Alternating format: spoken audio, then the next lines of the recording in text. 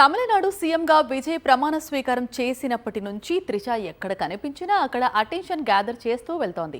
పైగా త్రిష కెరీర్ కూడా మరో మలుపు తిరిగినట్లు ఇటీవల వార్తలు రావటం మొదలైంది.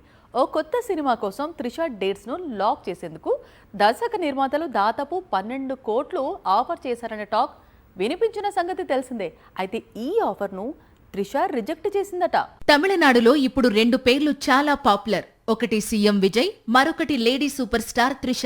తమిళనాడులో ఎన్నికల సందడి మొదలైనప్పటి నుంచి విజయ్ ముఖ్యమంత్రిగా ప్రమాణ స్వీకారం వరకు త్రిష పేరు అన్ని వైపులా వినిపిస్తూనే ఉంది. ఆమె కనిపించిన ప్రతి చోట ప్రధాన ఆకర్షణగా నిలుస్తూనే వస్తోంది. ఇప్పుడు మరో సంచలనానికి త్రిష పేరు మారుపేరుగా మారింది. 45 ఏళ్ల తరువాత రజనీకాంత్, కమల్ హాసన్ కలిసి నటించబోతున్న మల్టీస్టారర్ లో త్రిష కూడా నటించబోతోందని కొద్ది రోజులుగా తమిళనాట బాగా ప్రచారం సాగుతోంది. క్రేజీ మల్టీస్టారర్ లో నటిస్తుండటంతో త్రిషకు దాదాపు 12 కోట్ల పారితోషికం ఆఫర్ చేశారని రూమర్ మొదలైంది. అదే నిజమైతే ఇండియాలో హైయెస్ట్ పెయిడ్ యాక్ట్రెస్ గా త్రిష మారే అవకాశాలు ఉన్నాయంటూ చర్చ మొదలైంది.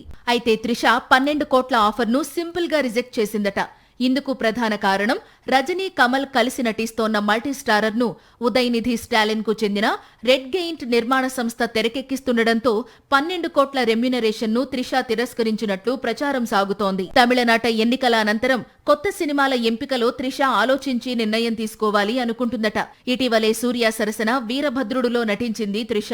త్వరలో మెగాస్టార్ సరసన నటించిన విశ్వంభర, అలాగే మలయాళంలో మరో భారీ చిత్రం విడుదల కావలసి ఉంది. త్వరలోనే త్రిష కొత్త చిత్రాలపై క్లారిటీ రానుంది. సాక్షి టీవీ ప్రసారాలను నిలిపివేయడం చట్టరీత్యా నేరం.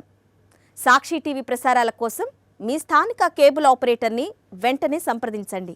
డిటిహెచ్లో, ఇంటర్నెట్లో కూడా సాక్షి టీవీ ప్రసారాలను వీక్షించవచ్చు.